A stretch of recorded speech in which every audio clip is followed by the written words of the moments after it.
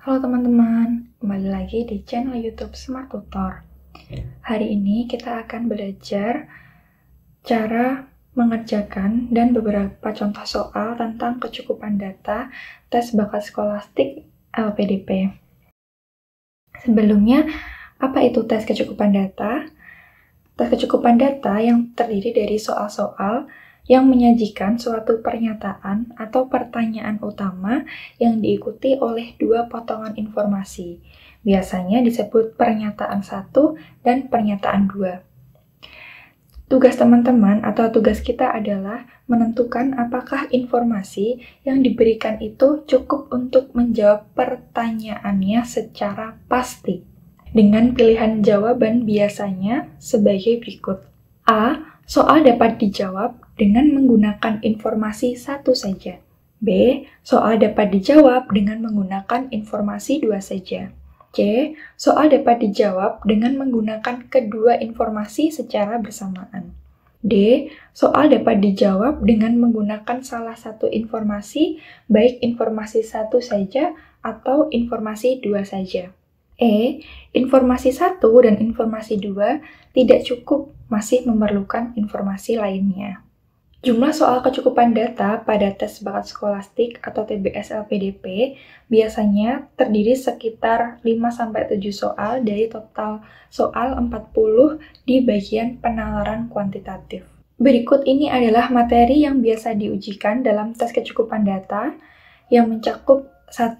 Aritmatika dasar, kemudian aljabar dan persamaan, statistika dasar, geometri dasar, bilangan dan pola angka, probabilitas dan peluang, serta logika matematika. Lantas bagaimana strategi untuk mengerjakan tes kecukupan data ini? Yang pertama, teman-teman harus membaca pertanyaannya dengan cermat dan pastinya cepat ya teman-teman, karena di dalam tes TBS LPDP ini kita dibatasi oleh waktu yang cukup singkat. Di dalam membaca pertanyaan, pastikan bahwa teman-teman sudah memahami apa yang ditanyakan sebelum melihat informasi yang diberikan. Kemudian, nomor 2, ini yang paling penting, evaluasi setiap pernyataan itu secara terpisah. Misal, periksa dulu apakah pernyataan 1 saja itu bisa menjawab pertanyaan, lalu dilanjutkan dengan melakukan hal yang sama atau memeriksa pernyataan 2 tanpa adanya campur tangan atau tanpa mengikutkan pernyataan 1. Jadi mereka dievaluasi secara terpisah, pernyataan 1 aja dan pernyataan 2 saja. Kemudian yang ketiga, periksa kombinasi kedua pernyataan. Setelah kita cek satu persatu, kita kombinasikan. Jika masing-masing informasi atau masing-masing pernyataan, baik 1 dan 2 itu tidak cukup, maka kita coba gabungkan. Apakah dari gabungan ini bisa memberikan jawaban yang pasti? Selanjutnya, nomor 4, hindari asumsi tambahan, di mana jawaban itu harus berdasarkan informasi yang diberikan saja tanpa menambahkan pengetahuan atau asumsi lain. Misalnya kita sudah tahu sebelumnya bahwa A ini nilainya tuh segini, A ini selalu bernilai positif, A ini selalu bernilai negatif. Nah, pengetahuan yang telah kita ketahui sebelumnya itu teman-teman keep dulu. Jangan pernah mencampurkan pengetahuan yang sudah kalian dapatkan itu di jawaban soal kecukupan data. Kemudian, ini yang sangat-sangat penting, latihan dengan soal-soal yang sejenis. Kenapa? Karena semakin kita banyak berlatih, maka semakin cepat pula kita dapat mengenali pola soal dan menentukan jawabannya. Kita lanjut ke beberapa contoh soal, materi-materi yang sering keluar di dalam tes kecukupan data. Yang pertama itu adalah tentang aritmatika dasar, di mana ditanyakan apakah M kali N itu sama dengan -1. Dengan pernyataan 1, M itu sama dengan -1. Dari pernyataan 1 ini hanya menunjukkan hubungan antara M dan N, tetapi tidak memberikan pasti berapa nilai N ataupun nilai M-nya. Sehingga kesimpulan ini tidak cukup untuk menjawab pertanyaan. Kemudian untuk pernyataan yang kedua, N sama dengan 1, di mana pernyataan ini hanya memberikan nilai N, tetapi tidak ada informasi tentang nilai M, sehingga pernyataan 2 ini juga tidak cukup. Setelah kita evaluasi pernyataan 1 dan pernyataan 2, mari kita kombinasikan kedua pernyataan ini untuk menjawab pertanyaan. Dari pernyataan 2 diketahui N sama dengan 1. Kita bisa substitusikan kan ke pertanyaannya, di mana pertanyaannya adalah M kali N sama dengan minus 1. Sehingga M dikali 1 sama dengan minus 1. Maka di sini kita sudah hampir bisa menyelesaikan pernyataan tersebut. Lantas kita tahu bahwa M, pernyataan 2, kita kombinasikan dengan pernyataan pertama, di mana M itu sama dengan minus N. Artinya di sini itu sama dengan minus N, di mana N itu sama dengan 1, berarti minus N sama dengan minus 1. Minus 1, ini sudah diketahui N-nya sama dengan minus 1. Jadi selesai bahwa apakah M kali N sama dengan minus 1? Jawabannya iya, karena minus 1 kali 1 sama dengan minus 1, jadi M kali N sama dengan minus 1. Kita lanjut ke soal yang kedua. Suatu proyek pembangunan gedung direncanakan akan selesai selama 60 hari. Setelah dikerjakan selama beberapa hari, pembangunan terhenti selama X hari, dikarenakan kondisi cuaca. Berapa tambahan pekerja yang diperlukan agar pembangunan dapat diselesaikan sesuai jadwal? Jika pernyataan 1, jumlah pekerja awalnya itu adalah 20. Pernyataan 2, pembangunan tuh sempat terhenti selama 10 hari. Dari soal ini, soal yang menyatakan adanya pembangunan yang terhenti, kemudian dilanjutkan lagi, dan ditanyakan tambahan pekerjanya, itu bisa kita dapatkan jawabannya dengan rumus tambahan pekerja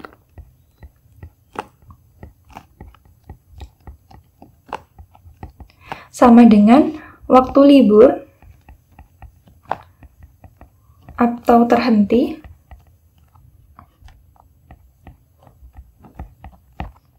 dibagi dengan waktu sisa dikali jumlah pekerja awal. Oke. Dari sini yang sudah kita dapatkan atau sudah diketahui di dalam soalnya itu adalah waktu total, kemudian berhenti selama X hari, jadi waktu liburnya ini tidak diketahui, kemudian waktu sisanya otomatis juga tidak diketahui, karena waktu sisa itu kan pengurangan dari waktu awal dikurangi waktu yang terhenti. Sehingga dengan informasi satu saja, yaitu jumlah pekerja awalnya yang berjumlah 20 ini tidak cukup untuk menjawab pertanyaan. Kemudian kita ke pertanyaan 2. Pernyataan 2 itu diketahui bahwa pembangunan terhenti selama 10 hari. Berarti waktu terhentinya ini diketahui, artinya waktu sisanya ini juga diketahui karena waktu sisa itu adalah waktu awal, yaitu 10 dikurangi dengan 60 dikurangi dengan waktu yang dikerjakan dikurangi dengan X, berarti ini juga belum diketahui waktu sisanya. Artinya di waktu sisa ini masih 60 min X. Min dari ini Y. Kemudian jumlah pekerja awalnya juga tidak diketahui di pernyataan 2. Bagaimana kalau jika kita gabungkan antara pernyataan 1 dan pernyataan 2? Kalau pernyataan 2 itu diketahui terhenti selama 10 hari, di mana X sama dengan 10, 60 dikurangi 10, tapi belum juga diketahui tentang berapa hari yang telah dikerjakan. Waktu liburnya itu juga diketahui, jumlah pekerja diketahui. Jadi masih kurang data sudah berapa lama proyek tersebut dikerjakan. Artinya, dari kombinasi pernyataan 1 dan pernyataan 2 belum cukup untuk menjawab pertanyaan. Jadi jawabannya itu adalah E. Kita lanjut ke soal yang ketiga, yaitu aljabar dan persamaan. Di sini ditanyakan bahwa apakah x kuadrat min 8x plus 5 sama dengan 0. Jawaban yang bisa kita simpulkan itu ada dua. Jawabannya adalah ya dan tidak. Jika ya, itu x kuadrat min 8x plus 15 itu sama dengan 0. Kemudian jika tidak, berarti x kuadrat min 8x plus 15 tidak sama dengan 0. Langkah yang pertama kita lakukan itu adalah memfaktorisasi persamaan kuadratnya. Faktorisasi.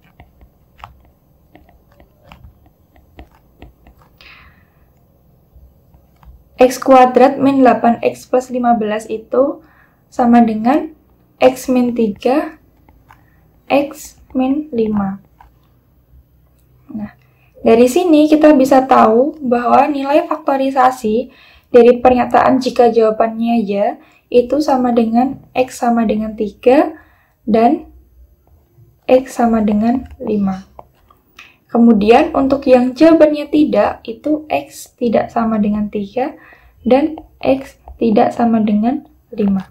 Dari sini, dari pernyataan 1, x tidak sama dengan 3. Berarti x tidak sama dengan 3. Apakah nilai ini menjawab? Belum. Karena masih kurang pernyataan x tidak sama dengan 5 untuk bisa mendapatkan jawaban tidak. Kemudian untuk yang nomor 2, itu x min 5 tidak sama dengan 0. Artinya x tidak sama dengan 5 dengan pindah ruas. Berarti dari kedua pernyataan ini, jika digabungkan, maka kita mendapatkan nilai x tidak sama dengan 3 dan x tidak sama dengan 5. Maka pernyataan 1 tidak cukup, pernyataan 2 juga tidak cukup karena hanya terdapat nilai x tidak sama dengan 5, akan tetapi pernyataan 1 dan 2 jika dikombinasikan itu akan cukup untuk menjawab pernyataan dengan jawaban tidak. Kita lanjut ke soal nomor 4, yaitu statistika dasar, di mana terdapat diagram yang menunjukkan jumlah pengunjung taman hiburan di tahun 2020, yang mana apakah jumlah pengunjung pada bulan Juli lebih banyak dari pengunjung pada bulan April. Dengan pernyataan satunya, jika total jumlah pengunjung sejak Januari hingga Juli adalah 2.100 orang, maka apakah pernyataan ini bisa dijawab? Kita asumsikan bahwa Februari itu Januari A, Februari B, ini C, ini D, ini E. Data yang belum ada itu adalah bulan Juni dan Juli. Berarti ini kita asumsikan X, ini kita asumsikan Y. Nilai A, B, C, D, E itu sudah diketahui. Ibaratkan ini kita hilangkan angka ratusannya saja ya. Ini nanti 5, ini 3, ini 2, ini 4, kemudian ini juga 2. Nomor 1. Jumlah total pengunjung sejak Januari hingga Juli adalah 2.100 orang. Artinya A plus B plus C plus D plus E plus X plus Y itu sama dengan 2100. 21. Aku 21 karena tadi ratusannya tak hilangkan. 21 orang. Nilai A, B, C, D, E itu sudah diketahui. Nilai A, B, C, D, E sudah diketahui. Ditanyakan itu kan Juli, Y lebih banyak daripada April. April itu D. Dari sini kita belum mendapatkan nilai pasti X dan Y, hanya persamaan saja. 5 tambah 3 tambah 2 tambah 4 tambah 2 itu sama dengan 16, berarti X plus Y itu sama dengan 21 dikurangi 16. X plus Y sama dengan 5. Kita baru mendapatkan satu persamaan, yaitu X plus Y sama dengan 5. Kemudian di pernyataan yang kedua, itu jumlah pengunjung pada bulan Juni Juni itu X itu lebih banyak dari jumlah pengunjung di bulan Mei atau E. Dari pernyataan 2 ini juga tidak cukup untuk menjawab pertanyaannya, karena juga belum diketahui secara pasti berapa nilai X-nya. Sehingga dari kedua pernyataan tersebut tidak cukup untuk menjawab pertanyaan. Jawabannya itu adalah E. Kemudian untuk nomor 5, diketahui data rata-rata seluruh siswa kelas 12A adalah 80. Berapakah persentase jumlah siswa putra terhadap jumlah siswa putri? Ini jumlah siswa putra ini adalah A, putri ini adalah B. Atau ini aja, 1 aja. Putra itu 1, putri itu 2. Kita asumsikan seperti itu. Kalau rata-rata seluruh siswa kelas itu nilai 80, artinya kita menggunakan rumus X bar gabungan. Di mana X bar gabungan itu akan sama dengan N1 dikalikan dengan X1 bar atau rata-rata 1. Di sini adalah rata-rata nilai putra plus N2 dikali X bar 2 per N1 plus N2. Dari pernyataan 1 ini kita hanya mengetahui X bar 1, pernyataan 2 kita hanya mengetahui X bar 2. Jadi sangat jelas bahwa kalau misalkan pernyataan 1 saja tidak cukup dan pernyataan 2 saja tidak cukup. Mari kita hitung kalau misalkan itu dikombinasikan antara pernyataan 1 dan pernyataan 2. Di mana X bar gabungannya itu 80, nilai R1-nya belum diketahui, kemudian X bar 1-nya 75, N2-nya juga belum diketahui, dikali X bar 2-nya adalah 82 per N1 ditambah N2. Ini kita kalikan secara silang, 80 dikali N1 sama dengan 80 N1 plus 80 N2 sama dengan 75 N1 ditambah 82 N2. Kita pindah ruas antara N1 dan N1 dijadikan 1, N2 dan N2 dijadikan ke sisi sebelah kanannya. Berarti 80 N1 dikurangi 75 N1 sama dengan 82 N2 dikurangi 80 N2. Sama dengan 5 N1 sama dengan 2 N1. Jadi N1 per ini N2. N2 itu sama dengan 2 per 5.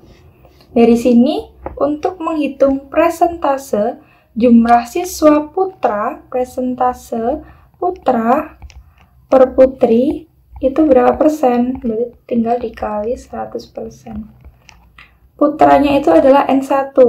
Jadi 2 per 5 kali 100%. Ini dicoret 2, berarti 20, berarti 2 kali 20 sama dengan 40%. Artinya dari gabungan pernyataan 1 dan 2 itu cukup untuk menyelesaikan pertanyaan. Jadi jawabannya itu adalah C. Ya, C. Kemudian kita lanjut ke soal nomor 5, yaitu geometri dasar. Berapakah luas lingkaran B? Di sini, dalam geometri dasar ini, teman-teman coba ingat kembali rumus-rumus tentang bangun datar dan bangun ruang.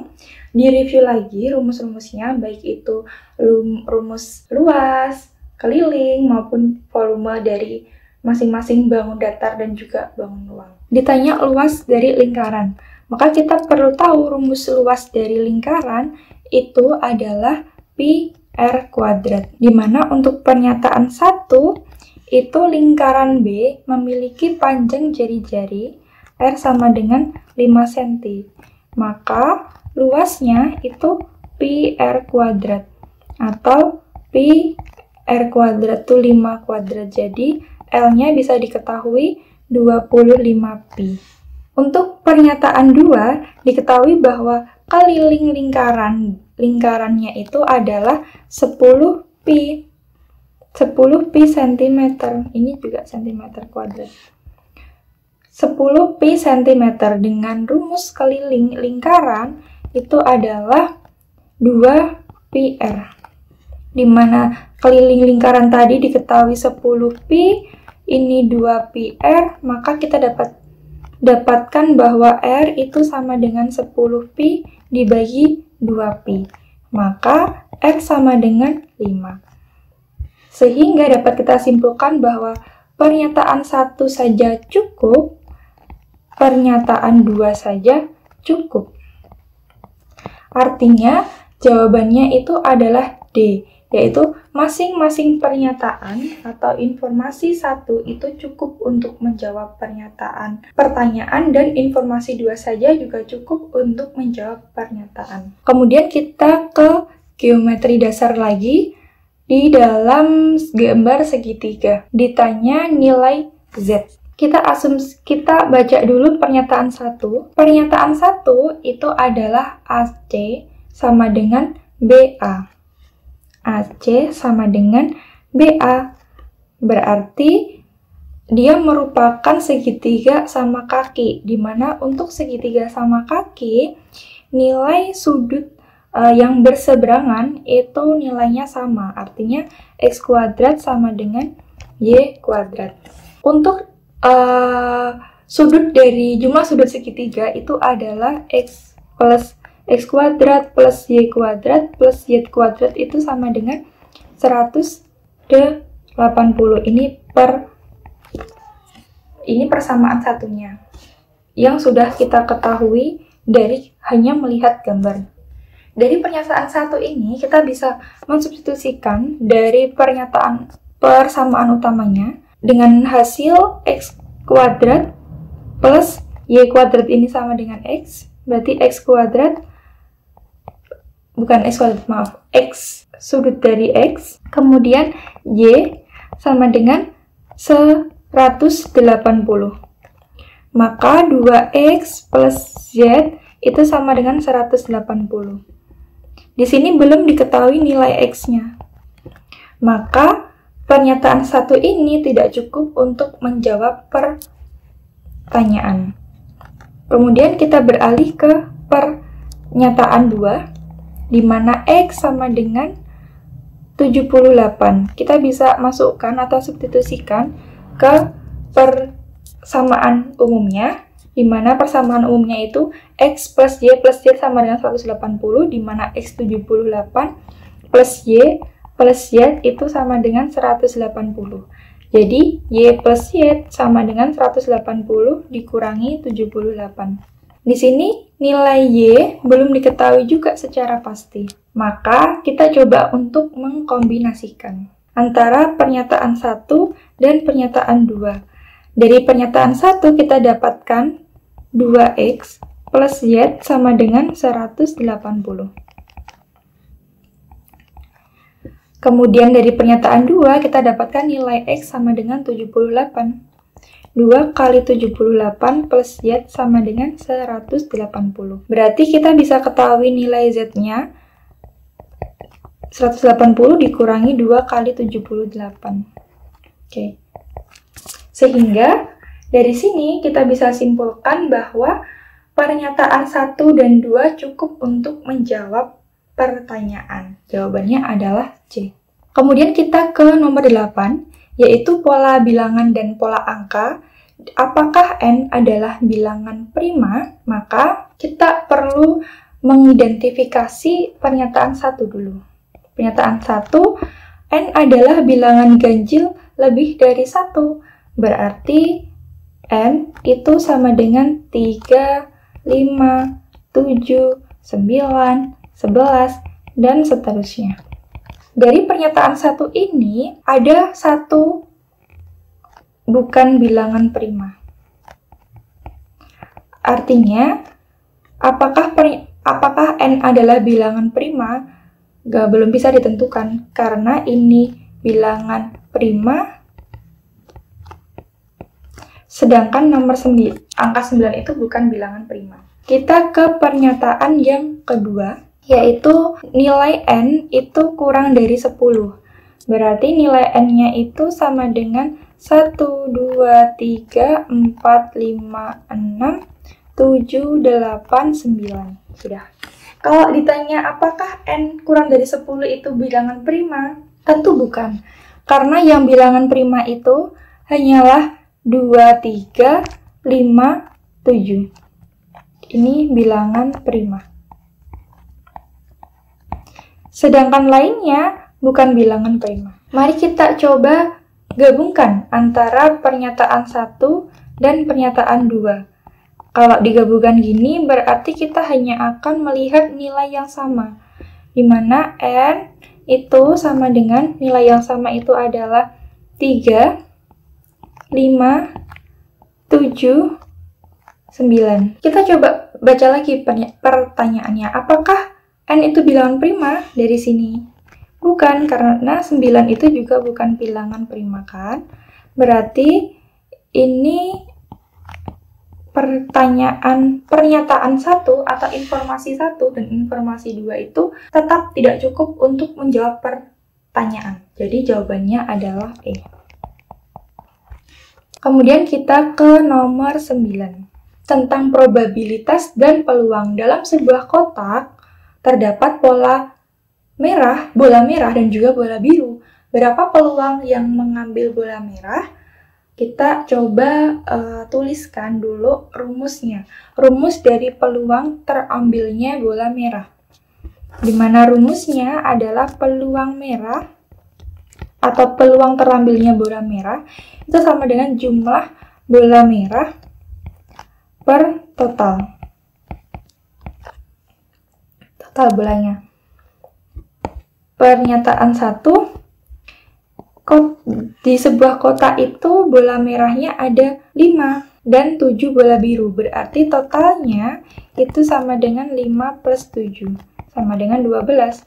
Maka peluangnya itu jumlah merah itu sama dengan 5 dan totalnya itu 12. Di pernyataan 1 ini cukup untuk menjawab pertanyaan.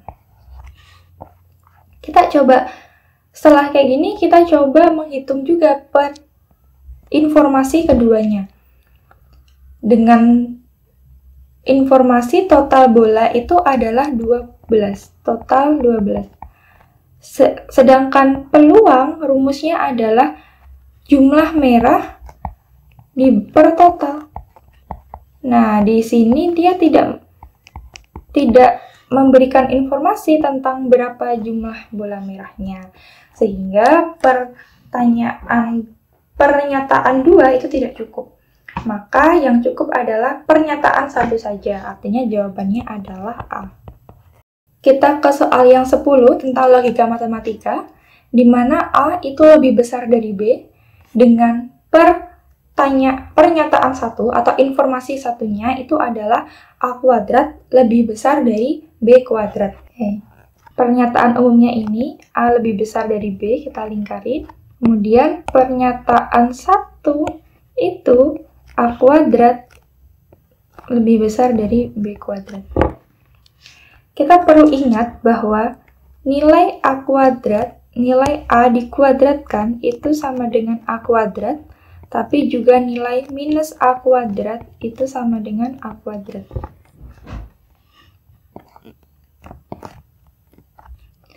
Oke. Dari sini kita bisa asumsikan bahwa kalau misalkan diketahui A kuadrat lebih besar B kuadrat, maka bisa saja ada 4 kombinasi jawaban. Jika A-nya itu bilangan positif dan B-nya positif, atau A-nya itu negatif dan B-nya itu juga negatif. Akan tetapi, jika A positif dan B negatif, itu belum tentu A lebih besar daripada B. Atau jika A-nya itu negatif dan B-nya itu positif, itu juga belum tentu.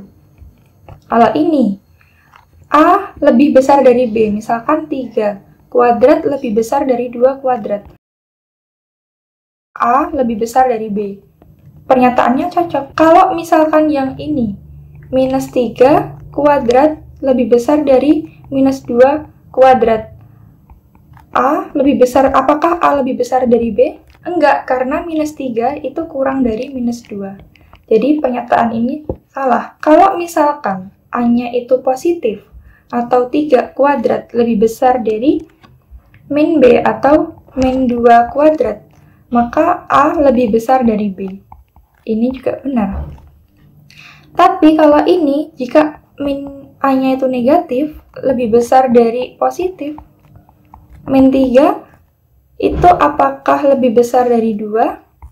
Bukan, min 3 itu kurang dari 2. Jadi, dari sini pernyataan satu saja tidak cukup untuk memberikan kepastian jawaban, karena ada 4 asumsi bilangan yang sudah kita bahas. Kemudian kita coba ke pernyataan yang kedua. A dan B itu adalah bilangan positif. Oke. Dari sini, bisa aja jawabannya itu A lebih besar dari B dan A kurang dari B, karena dia tidak bisa memberikan kepastian apakah nilai A lebih besar daripada nilai B. Bisa aja aku menuliskan 1 kuadrat lebih besar dari 2 kuadrat, 1 lebih besar dari 2. Kan ini sudah sama-sama bilangan positif. Sama-sama positif. Gitu. Jadi, pernyataan 2 saja juga tidak cukup. Apabila kita kombinasikan pernyataan 1 dan 2 dengan nilai A kuadrat lebih besar dari B kuadrat, dan A dan B itu bilangan positif. Maka dari sini kita bisa asumsikan bahwa A kuadrat itu kan 3 kuadrat misalkan. Lebih besar dari 2 kuadrat. 9 lebih besar dari 4. Itu betul. Kalau coba aku masukkan yang seperti ini, 1 kuadrat lebih besar dari 2 kuadrat, 1 lebih besar dari 2 itu kan salah. Jadi dari sini cukup untuk menjawab dengan mengkombinasikan pertanyaan 1 dan pernyataan 2-nya. Sekian dari saya, kurang lebihnya mohon maaf. Ini adalah review soal tentang kecukupan data. Bila teman-teman menginginkan latihan soal yang lebih, silahkan dilanjutkan ke video berikutnya. Dari aku sekian, kurang lebihnya mohon maaf apabila video ini bermanfaat buat kalian. Jangan lupa di like, comment, dan subscribe. Terima kasih.